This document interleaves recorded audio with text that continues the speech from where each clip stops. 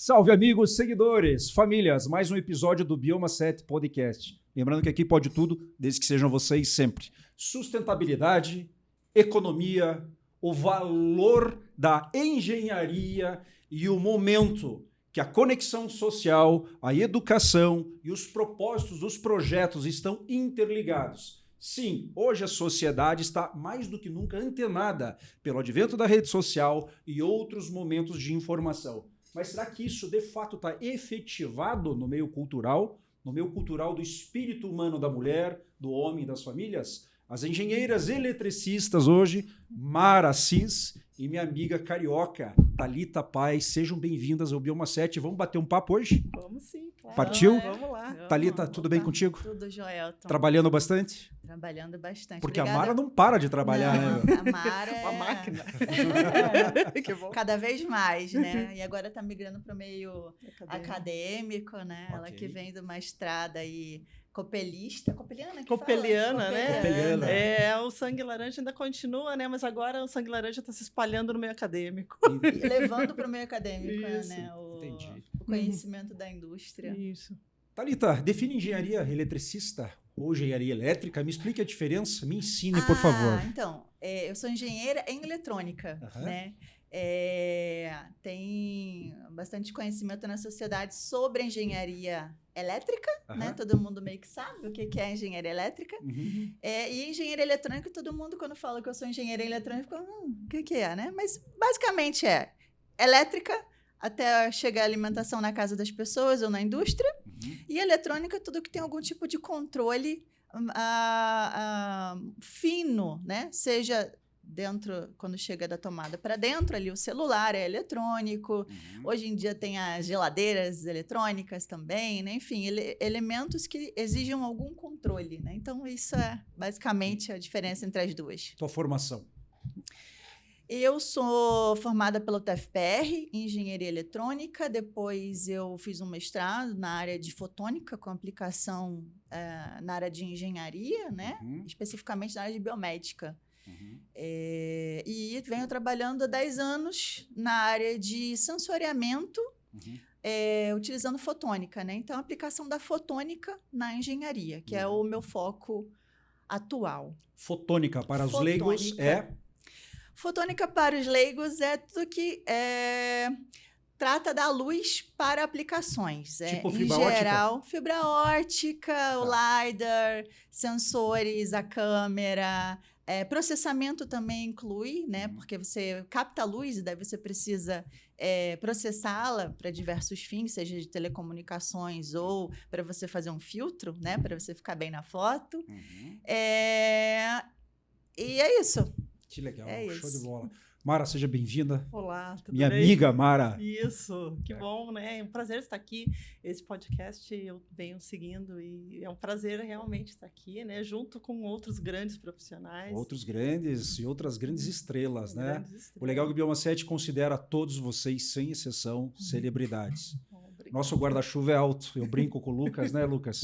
Mas a gente tem a missão de trazer a devoção, a paixão de vocês, de contribuição à sociedade para os holofotes. Legal. Mara, tua formação, para o público te conhecer. Tá legal. E o que você está fazendo de bom lá na Universidade Positiva? Então, a minha trajetória começa aí quando eu me deparei com a minha curiosidade de querer mexer em coisas, desmontar rádios. Eu tinha muita curiosidade em consertar chuveiro, né? Era uma criança... Você desmontava a rádio e sobrava parafuso na hora de montar? Não, aí o meu pai ficava furioso, né? Porque aí eu desmontava o rádio não funcionava, desmontava, daí depois eu não sabia consertar, eu montava e ele ficava nervoso. Meu pai era mecânico de veículos, então sempre tinha movimentação, assim, de concertos no final de semana e eu queria participar. E aí eu consegui, através do meu primo, conhecer o curso técnico, né? Eletrotécnica, no antigo Cefet. Aí fiz o curso técnico eletrotécnica, aí depois, na sequência, a engenharia elétrica, né? Foi aí um caminho que eu achei natural. E aí a minha formação é engenheira eletricista, né? Com ênfase em eletrotécnica, que é diferente da Thalita. Trabalha com automação, baixas tensões, o engenheiro eletricista, eletrotécnico é especialista em altas tensões. Aí é linhas de transmissão, subestações, grandes equipamentos, sistemas de potência maiores, mais robustos. E eu trabalhei na Copel durante 17 anos, né, então, com isso. Para as meninas, principalmente, que querem seguir a carreira da engenharia, o que se fazia a título de exemplo na Copel, na época? Na Copel, eu entrei na Copel como projetista de subestações elétricas, né? Antes disso, eu trabalhei no curso técnico, eu entrei na Volvo, trabalhei na Volvo na área de manutenção, de robótica. Pô, que currículo aí, meu. E daí, da Volvo, eu estava muito empolgada, né, em trabalhar na Volvo, em curso técnico. Lá já era técnica na Volvo e fazia engenharia. Comecei a deixar a engenharia um pouco de lado, porque era muito mais divertido trabalhar do que estudar, para mim. E aí, o que aconteceu? Eu tive que optar... Porque tem essa lacuna, tem né, Mara? isso, né? Da conexão do que a gente vê em sala de aula, né?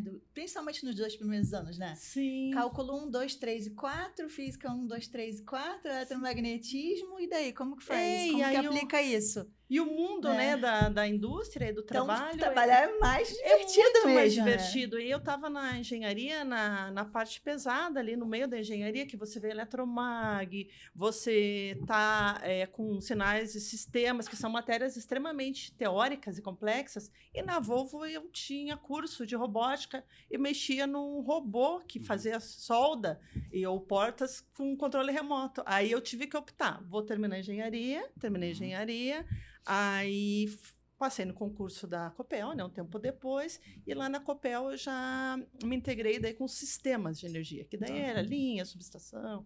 Aí fiz um mestrado bastante tempo depois, né, lá no TFPR, conheci a minha colega amiga lá, Thalita, né? trabalhava no laboratório onde ela foi. Isso, eu fiz mestrado em engenharia elétrica, daí em sistemas de potência, né, também com ali alguma interação na parte de fibra ótica, e comecei a me especializar em sensores, né. Aí, do mestrado, agora eu migrei para o doutorado. E sensores em fibra ótica, né? Sensores em fibra ótica. É uma característica bem específica, acho que o pessoal em geral não conhece, né? Que a fibra ótica pode ser um elemento sensor, né? Conhece muito da telecomunicação, ela né? pode funcionar como... Você não sabia, né, Elton? Não sabia. Você usar a fibra, no caso, existem fibras, né? A FBG, ela funciona como sensor de temperatura.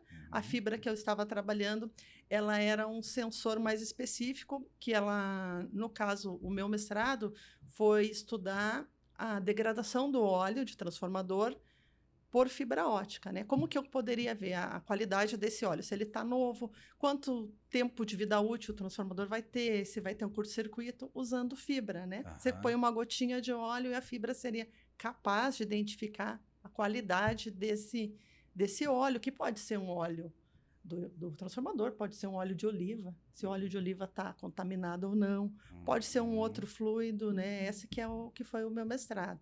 E agora eu estou na área acadêmica, no positivo, né?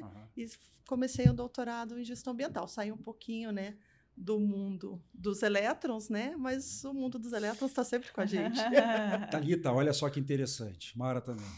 Aqui na mesa, a gente tem uma história de Volvo, de Copel, de Universidade Positivo, de Petrobras, o currículo de vocês, os alunos de vocês, os laboratórios de vocês, ou seja, é um fulgor muito bacana e interessante.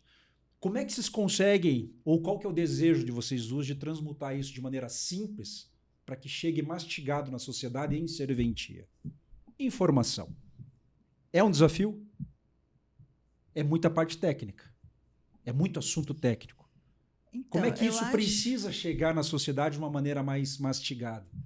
Para que o consumidor da Copel, para que o consumidor da Petrobras, para que o aluno da universidade, não somente de engenharia, mas um todo, entenda a engenharia eletrônica ou a parte de engenharia de eletricidade de vocês de uma maneira mais simples, uma linguagem popular. Bom, acho que, principalmente, talvez falando com as novas gerações, né? O pessoal aí que está ou pensando numa engenharia, ou começando uma engenharia, ou nas ciências ditas duras, né? De uma forma geral, o papel do engenheiro, o papel do cientista, né? É trazer de uma forma analítica, mais crítica também, né? Acho que a gente vê muito, né, Mara? A gente é ensinado nas cadeiras, nos bancos de faculdade, mestrado, doutorado, a capacidade analítica, o dado frio, a equação, o programa de computador. E eu acho que, especialmente, a tarefa do engenheiro é um ser social de transformação, né? Então, ele conectar os acontecimentos, as preocupações mais atuais da sociedade, né? Por exemplo, o que a gente estava conversando, né, Elton, sobre Sim. sustentabilidade, né? Estamos numa época que se fala muito em transição energética, né, Mara? Sim. Falando o assunto da moda, né? Em voga. Infelizmente, só é moda, porque, de fato, tem pouca coisa, né? Tá na moda falar, mas fazer... Eu concordo com você. Tem muito barulho sobre desmatamento. Tudo bem, a gente sabe que existe, mas é barulho. Mas o que o cidadão precisa saber? O que é o real desmatamento? Outra coisa, apagões de energia. O que é a tua conta de luz em casa? O que significa 1 kW no valor monetário que você está pagando? O que é a taxa básica? O que é levar um choque na tomada? O que é prevenção? O que é o ciclo sustentável, né, da sustentabilidade e engenharia? Concordo plenamente com você. Tem muito barulho. Mas a informação estratificada útil tem pouca coisa ainda. E isso é uma defasagem, é um desafio dentro da grade curricular, né Mara? Sim. Que isso esteja na formação mesmo do engenheiro, não só cálculo 1, 2, 3 e 4, mas ter cadeiras, matérias interdisciplinares. Como é que você ministra também na Positivo, né? É o que acontece hoje, né? Para trazer esse pensamento crítico para o profissional. O próprio CREA tem essa preocupação, porque a gente está trabalhando lá, o nosso coordenador está trabalhando junto ao CREA nas matrizes disciplinares das engenharias. Então, existe muito trabalho em cima disso, né, nas matrizes. E hoje a preocupação dos professores, né, é colocar o aluno no centro e o aluno poder entender que aquele conhecimento que ele está... aquele tempo que ele está ali na faculdade, né? Aquelas horas que são sacrifício, né? Você deixar horas com a família, horas de lazer, porque ali aquilo vai se converter em dinheiro também, em qualidade de vida, em conhecimento, porque é difícil hoje para um jovem ele entender que ele vai passar 3, 4 horas dentro da universidade e quando ele terminar a universidade, será que ele vai ter um retorno financeiro? Será que ele vai conseguir uma qualidade de vida melhor? E a angústia não é só dele, é do pai e da mãe. E em termos de país, né? O que o país está proporcionando para o engenheiro recém-formado de oportunidades? O que ele pode esperar disso, né? Será que ele tem, assim, essa perspectiva de sucesso, né? Que nós tínhamos quando a gente fez engenharia. Eu tinha isso. É o sonho que a gente tem. Mas vocês são mulheres bem-sucedidas. Mas eu acho que o país ele precisa proporcionar esperança, né, para os jovens estudantes engenheiros. Ele saber que quando ele se formar, ele vai ter uma indústria que está começando a absorver esses profissionais, vai ter chance de ser um pesquisador e ser remunerado por isso. Não vai precisar deixar o país para pesquisar. Falta um projeto nacional, né? Eu acho que traduzindo em miúdos, né? Seria um plano, né? Eu concordo porque com vai você. ter um apagão de engenheiros, né? Se não acontecer isso. Amigos seguidores, olha que interessante. O papel da mulher na engenharia ainda é uma questão rara. Ter uma mulher engenheira. Ainda é. E ter uma mulher engenheira em eletrônica é mais raro ainda. Eletricista. E o que a gente pode fazer por isso? Sugestão das duas. Sugestão, Mara.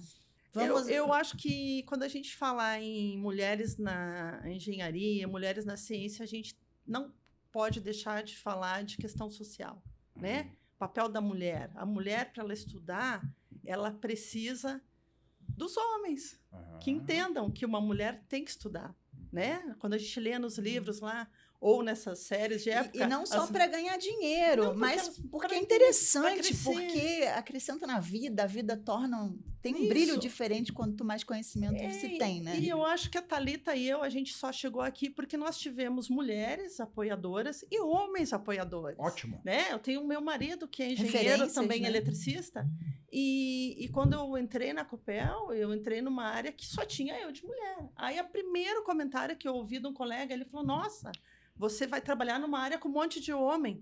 O que teu marido acha? Eu falei, ele não acha nada, ele casou com uma engenheira.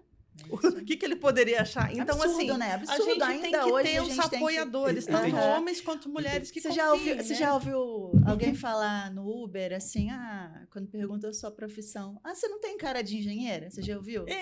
Como se a engenheira tivesse uma cara, né? Tem que ter uma cara, né? Tem que ter uma cara de identidade, né? engenheiro. Que cara que tem, né? Você tem que andar com capacete? Eu já ouvi, mas isso daí não é só coisa para louco e para cientista maluco, né? Aí eu falei, não, coisa de mulher também. O meu palpite seria, eu olhei pra Mara, ela tá com uma pinta de advogada. Então. Eu olho pra Thalita e, pô, esse corte de cabelo, ela deve mexer com moda. Todo mundo pensa isso. São os estigmas, né? A gente pode ser mulher e pode gostar de ir no salão, pode gostar de se arrumar, né? Não eu e a Thalita, em off ali, na reunião de pauta, a gente conversava sobre as skills naturais e antropológicas da mulher. Vamos bater um papinho disso? Vamos. Sensibilidade e neurociência. Vamos lá agora. Bora lá. Então, com relação a poucas mulheres na STEM, né? nas ciências duras, e engenharia é uma delas, né? É um fator histórico, né? Eu acho que eu ressaltaria 2 fatores, principalmente. Por que a gente tem baixo interesse, principalmente? Não é simplesmente a dificuldade dessa mulher concluir o curso, né? O que levaria uma mulher a se interessar em entrar primeiramente, né? Primeiro, existe fator cultural. Historicamente, as mulheres elas são direcionadas, mas não me entenda de uma forma canônica, mas culturalmente, né? Para posições de cuidado, né? Cuidado com o outro, o cuidado no falar para não agredir o ego do outro, né? O cuidado com a casa, a família, o entorno, a sociedade. Então, a mulher ela foi sendo colocada, ela foi sendo direcionada, ela foi sendo indo para essas posições de enfermeira, secretária, essas posições de cuidado, né? Isso quando ela trabalha fora do lar, né? E, então, existe esse fator cultural que impele, naturalmente, desde criança, que ela vá para essas posições e não vá almejar por falta de ver mulheres engenheiras. E eu acho que também muito que eu ouço hoje é a questão da rede de apoio, né? Você não fala de uma rede de apoio para um pai solteiro. Por quê? Porque essa rede de apoio se forma, né? Naturalmente, por outras mulheres, irmãs, ou vizinhas, ou amigas. Quando uma Você acha mulher... que o contrário também existe? Eu acho que o que acontece? A mulher, quando ela trabalha fora do lar, como a Thalita colocou, né? Ou tenta fazer uma carreira que exija mais, né, dela, assim, presença física e não tanto dentro do lar, ela precisa da rede de apoio, que é o quê? É a mãe cuidando do filho, se ela tem um filho pequeno, é um marido que seja compreensivo e que entenda que não vai ter aquela esposa padrão ali o tempo todo, é uma condição social que a permita contratar serviços. E muitas vezes esse conjunto, a gente percebe que as nossas colegas lá de mestrado e doutorado, elas têm uma característica. O marido, ele é da área de engenharia ou da área técnica, ou ele apoia, ou elas são solteiras, ou já tiveram marido, acabaram separando. Por quê? Porque falta esse apoio, né? Aliás, quando a gente tem que falar de rede de apoio, é porque isso ainda não existe, né? Não é uma coisa assim... Entendi. Não é uma cultura, né, que se tenha no Brasil. Em outros países a gente já vê homens que um pouco ficam... mais, né? Mas está longe ainda de ser muito ideal, né? Porque que é rede de apoio, essencialmente? A vida ela exige tarefas, né? Que precisam ser realizadas no seu dia a dia. A roupa precisa ser lavada, a casa precisa ser limpa, a janela tá podre, né? Precisa limpar a janela, né?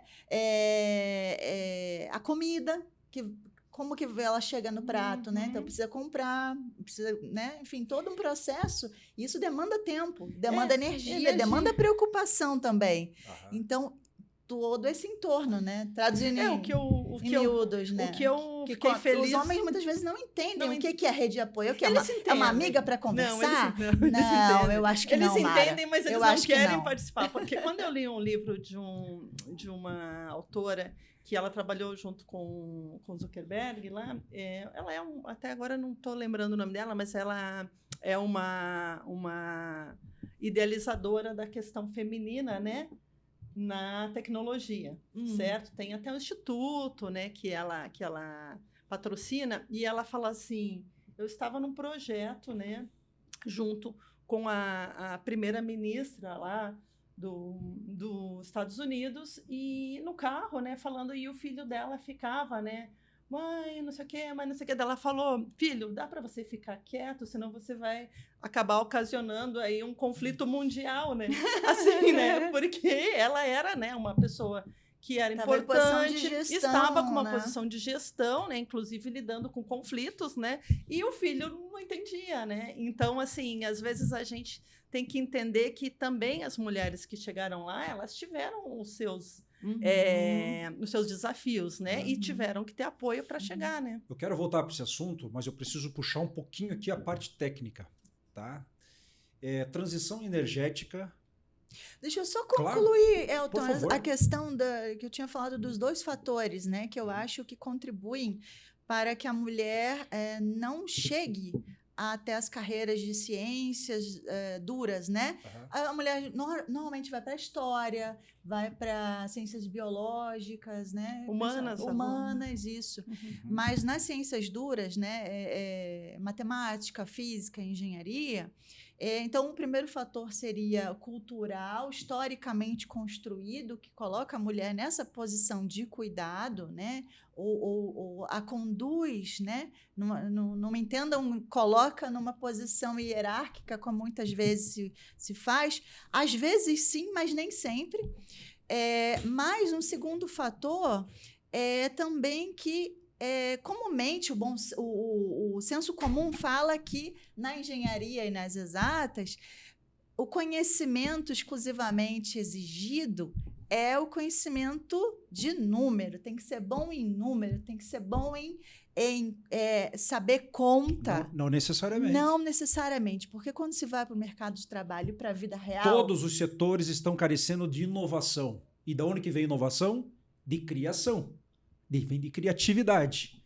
E a inovação, ao meu ver, pelos outros especialistas que já passaram aqui, Thalita, Mara, necessariamente não significa a descoberta da nova roda. Sim. Mas algo que trouxe um pouco mais de economia, que trouxe mais um pouco de ergonomia, que trouxe um pouco mais de calma. Exato, interdisciplinariedade. Exatamente. Então a inovação não precisa ser algo gigante, mas precisa ser inovador. Mesmo que petitinho, pequeno, digamos assim. Certo? Geralmente a ciência é feita assim. São pequenos passos realizados em cima de bases já sólidas. Exatamente, Você não faz grandes avanços da noite para o dia. Justo. Falando em ciência, transição energética e setor elétrico. Quero bater um papo com vocês. Legal. Mara, o que significa? Vamos lá. Transição energética, o que é, né? O Brasil, ele já é uma das matrizes mais renováveis do mundo. Por quê? Porque a nossa matriz ela é majoritariamente hidrelétrica. E a hidrelétrica, o recurso que você usa é a água. E a água é um recurso que se renova. Né? Itaipu e a usina de Segredo. Segredo, grandes usinas, né? Temos várias usinas. A nossa matriz...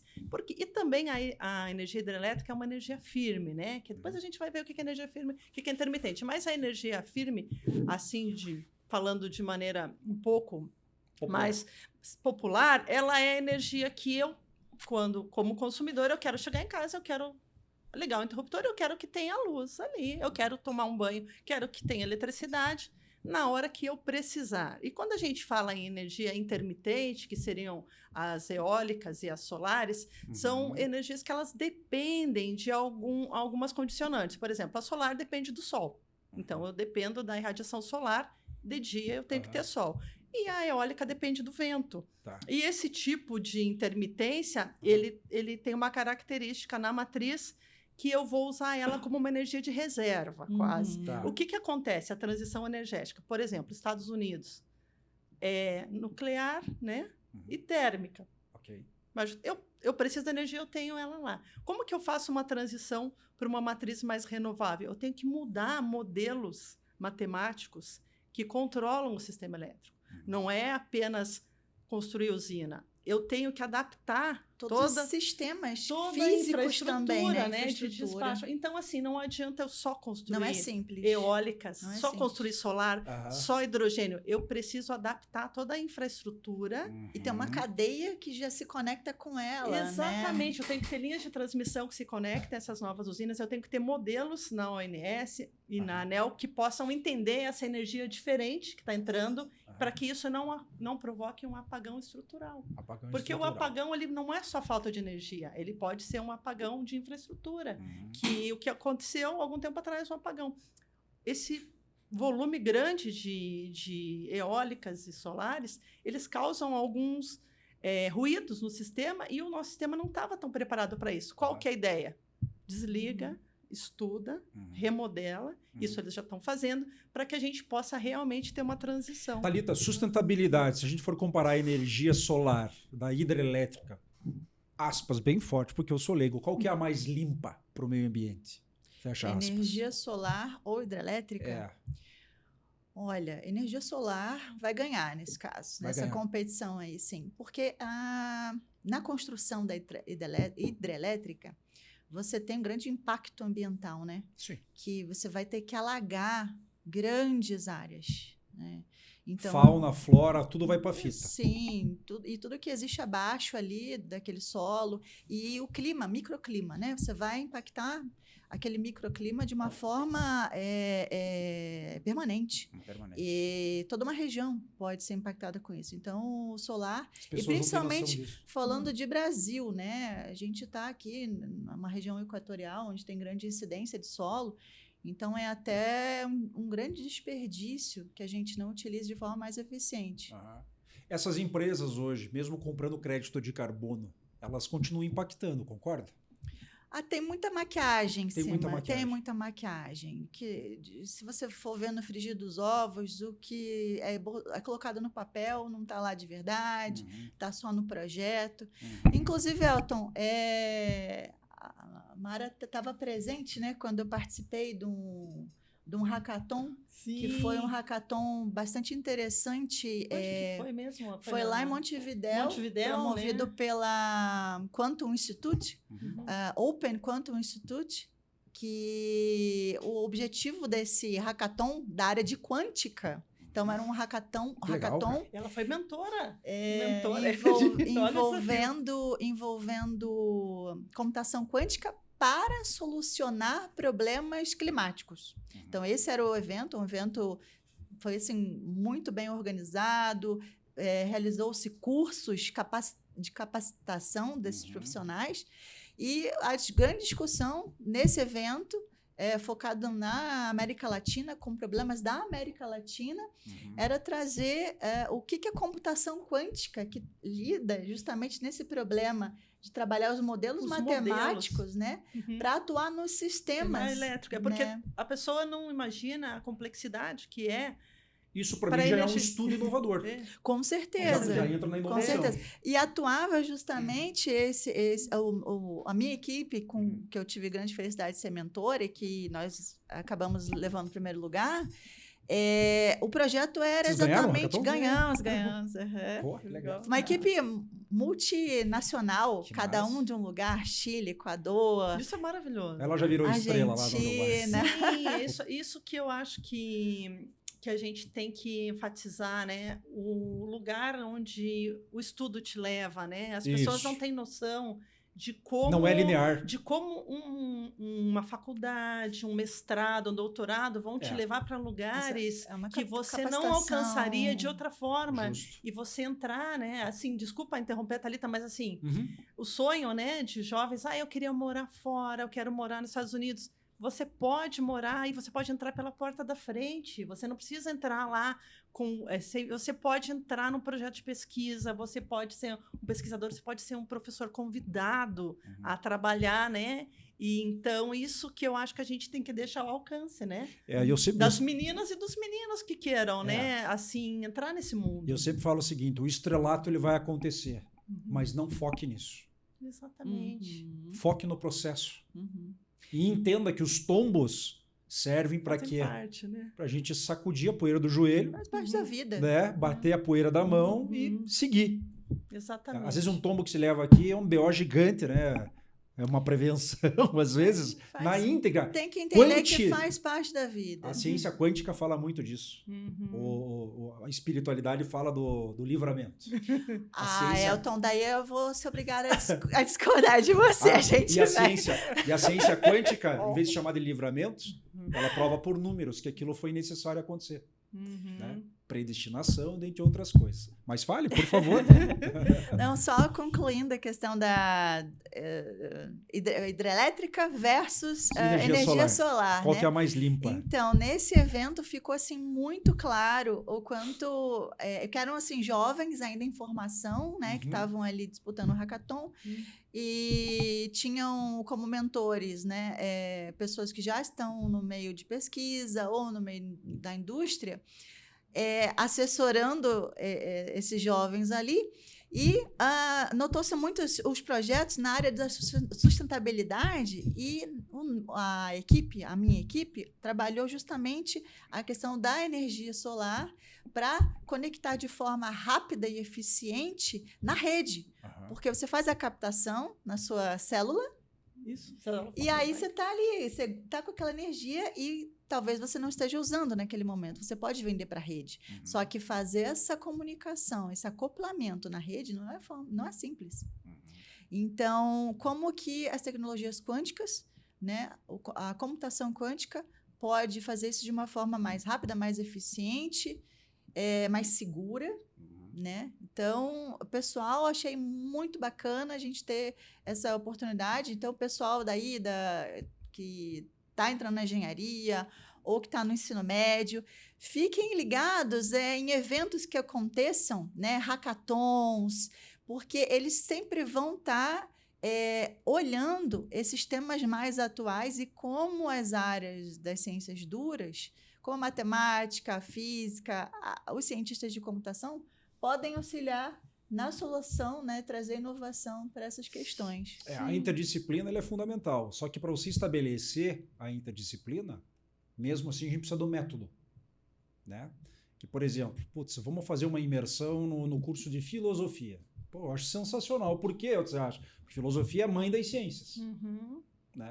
Então, quando a gente fala de inovação, né, seja menina ou menino no curso de engenharia nos laboratórios, pensando em projetos com aquele fulgor da criatividade, nem que seja do ócio criativo ou de ideias fora da caixa, certo?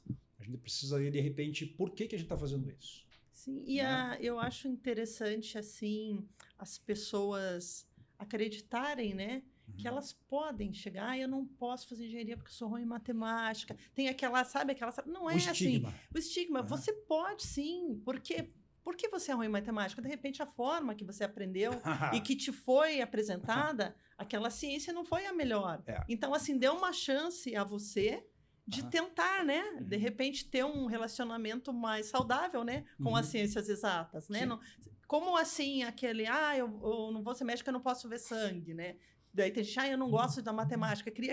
Eu acho que a gente tem que quebrar isso, né? Por que eu não gosto de matemática? Vamos tentar, né? De repente, de um jeito diferente, né? Hoje tem muitas ferramentas, né? A gente tem internet, tem YouTube, tem aulas, tem coisas maravilhosas que podem criar um relacionamento mais saudável, né, com as exatas. Tempos passados, não muito ou remotamente, eu passei por um BO de um condomínio, a qual reside minha mãe, a porta de entrada da eletricidade.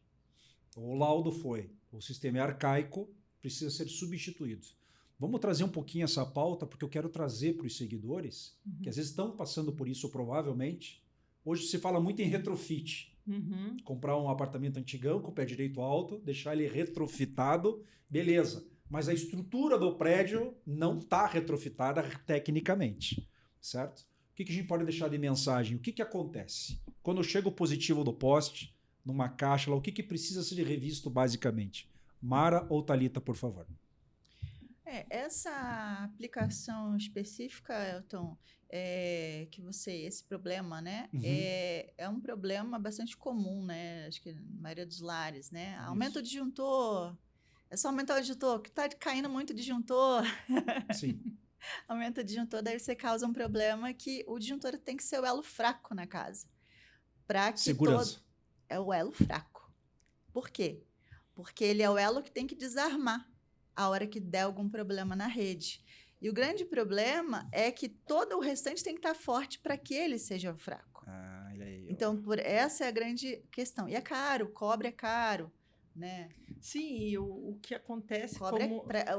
impacta Claro, no bolso, impacta, né? O que acontece também é essa questão aí que você colocou do condomínio, não é só no condomínio, né? Questões de indústrias também, né? Sim. Como que você vai construir uma área nova da fábrica? E será que aquela entrada ali tá preparada para isso?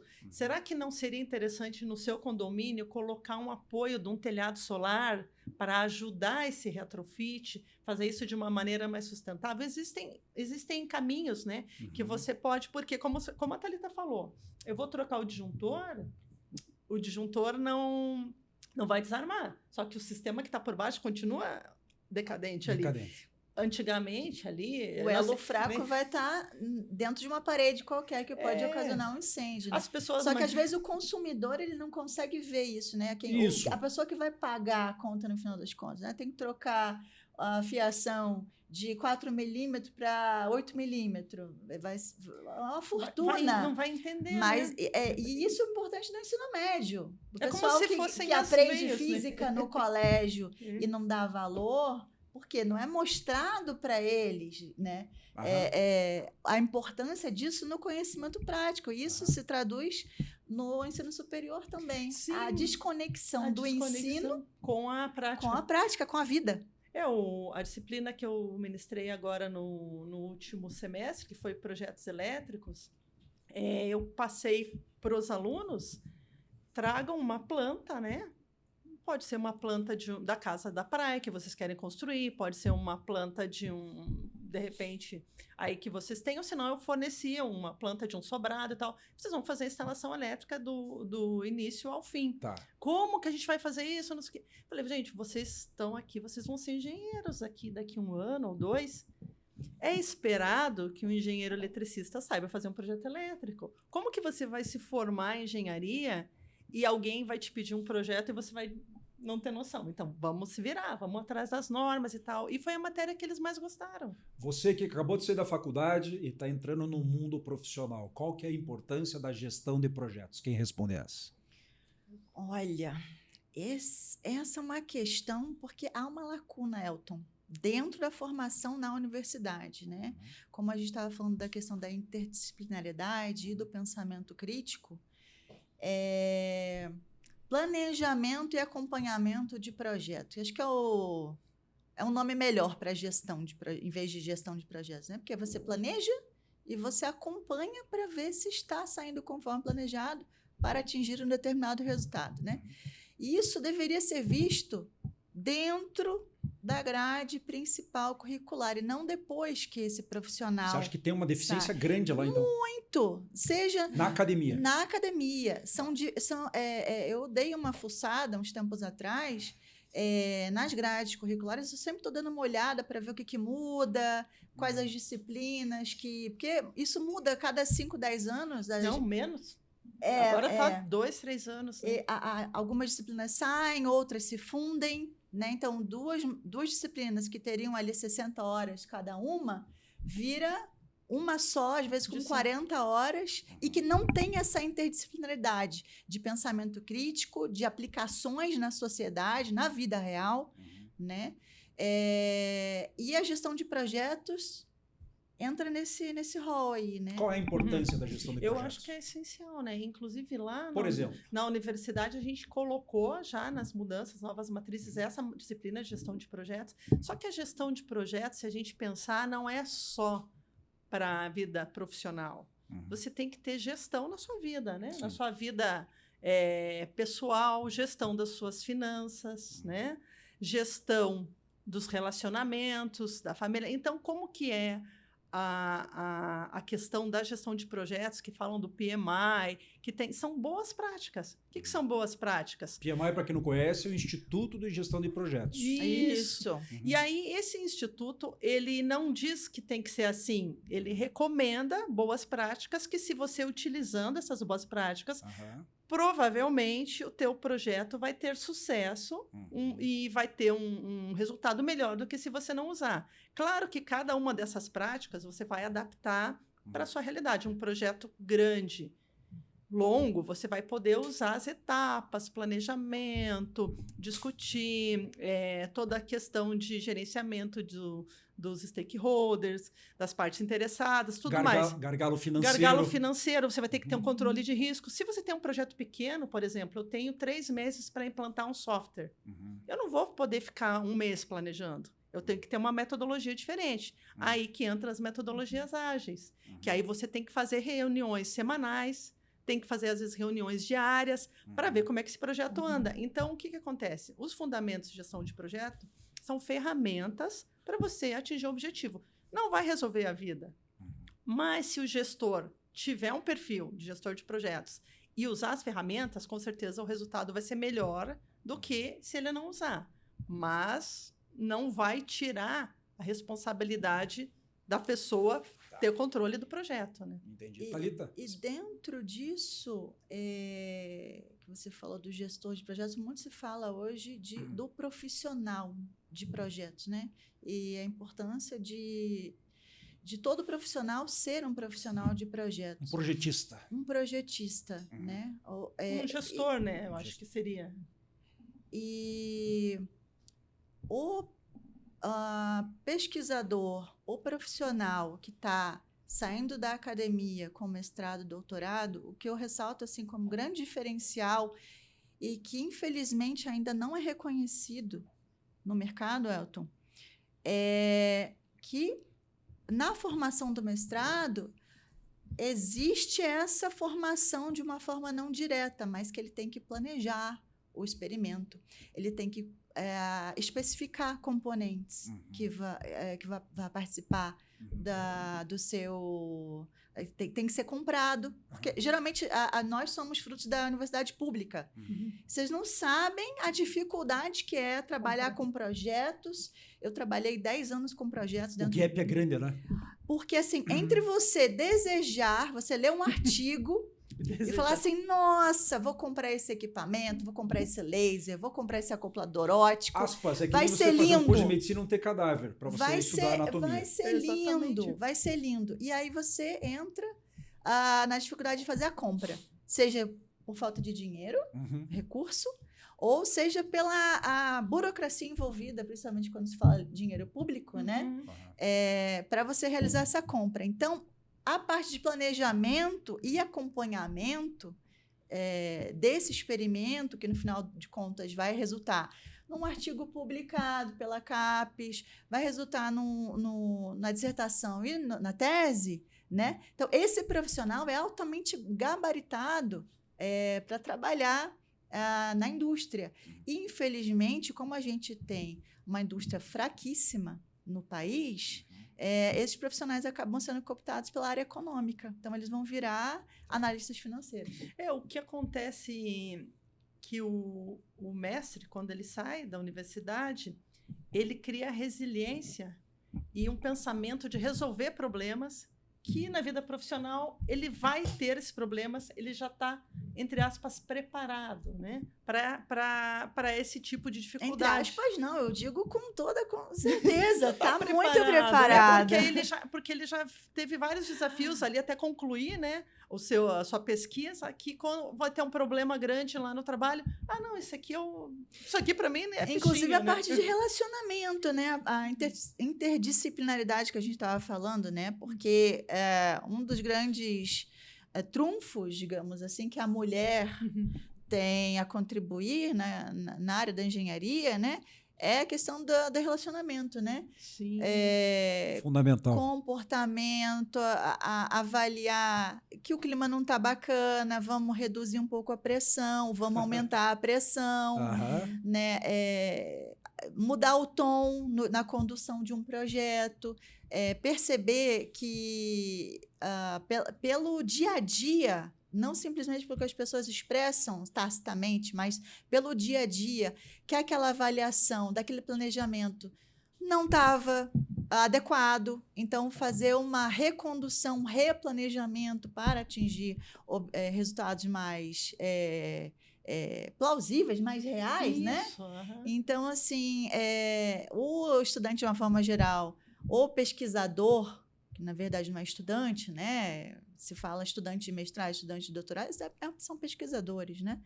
O pesquisador, ele sai com esse know-how todo, sim, né? sai com essa habilidade, né? Para temporariamente, porque a gente nunca deve fechar um bloco, como que daqui 10 anos vocês gostariam de olhar para trás e falar assim, pô, a gente bateu um papo no Bioma 7 e a gente conseguiu levar essa informação e a gente está feliz hoje?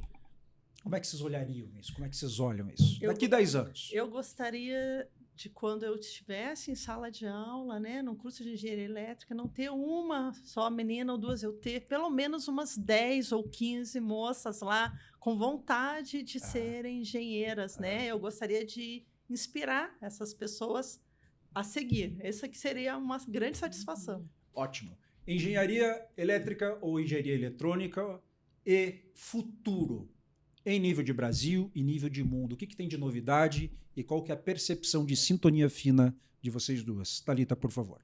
O que tem de novidade, principalmente... Você falou em fibra ótica. Para mim, é novidade diante do assunto da fibra. Mas já está aí já há algum tempo. O que tem de novidade aí? Sim, sensoriamento. Sensoriamento baseado em fibra ótica. Tá. Além do aspecto de telecomunicação, né, de comunicação, levar o dado de um lado para o outro, a fibra ótica ela pode ser utilizada como elemento sensor também, de temperatura, de vibração. Você faz o processamento dos sinais, né, essa luz que chega ali na interface, e você consegue fazer a leitura de ambientes. Por exemplo, da cidade, você pode mapear a cidade, como que está o tráfego na questão de smart cities, né? Sim, sim. Em usinas hidrelétricas. Temperatura, pressão, enfim. Então, esse é um grande tema dentro da aplicação da fotônica na área de engenharia, né? Um tema super atual. E conectando com o evento lá de computação quântica, né, que a gente estava falando agora há pouco, a computação quântica poderia atuar também na parte da ponta, na parte do processamento, que é um grande desafio também, né? Esse tema da Thalita se traz para a sala de aula hoje? Sim, hoje a gente trabalha basicamente com projetos, né? Na universidade que eu dou aula, universidade privada, ela é um pouco diferente ainda bem, né, para mim, da universidade pública, porque aquela questão da prova que a gente tinha, né, aquele medo, a gente tem prova, aquele desespero, hoje a gente trabalha com projetos, e esses projetos são desenvolvidos ao longo do semestre, e esses projetos envolvem o uso de IA, envolvem o pensamento analítico, porque você vai dar um desafio para o aluno e ele vai resolver esse desafio através do que ele vai consultar uma inteligência artificial, mas não que ele vai ficar dependente, né? Não vai usar aquela IA como cérebro, vai usar como ferramenta para poder desenvolver uma solução. E isso daí é o que ele vai usar